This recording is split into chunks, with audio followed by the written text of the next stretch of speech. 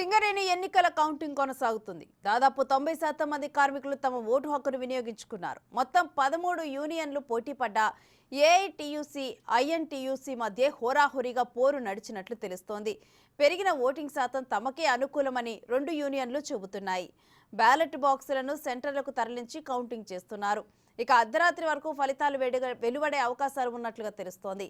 మరోవైపు ఇప్పటి వరకు 2 సార్లు గెలిచిన తెలంగాణ బొగ్గుగని కార్మిక సంఘం ప్రస్తుతం హడావిడికి దూరంగా ఉంది.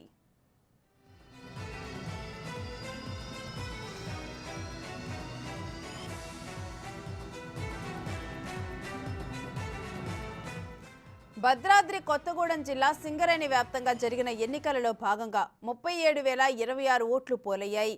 ఓటింగ్ శాతం 93.09%గా నమోదైంది.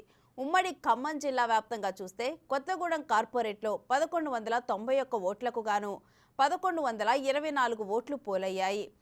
94.37 పోలింగ్ శాతం నమోదైనట్లుగా అధికారులు వెల్లడించారు.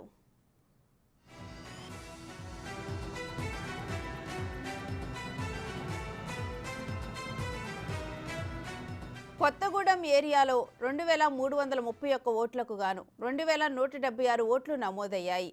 అంటే పోలింగ్ శాతం 93.35% అని తెలుస్తోంది. ఇక ఇల్లందులో 613 ఓట్లకు గాను 600 ఓట్లు పోలవగా నమోదైన పోలింగ్ శాతాన్ని 98.20 అని చెబుతున్నారు. మనుగూరులో 2,414 ఓట్లకు గాను 2,365 ఓట్లు నమోదు కాగా 97.97% నమోదైనట్లుగా సమాచారం.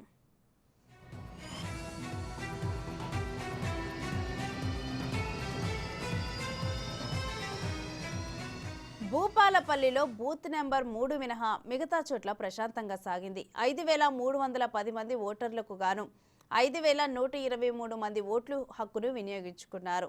ఇక సాయంత్రం 5 గంటల వరకు 94.7% పోలింగ్ నమోదైంది. కాంగ్రెస్ అనుబంధ ఐఎన్టీయూసీ, సిపిఐ అనుబంధ ఏఐటీయూసీ సంఘాల మధ్య హోరాహోరీ పోరు నెలకొన్నది. సింగరేణి మినీ ఫంక్షన్ హాల్లో కౌంటింగ్ కొనసాగుతోంది.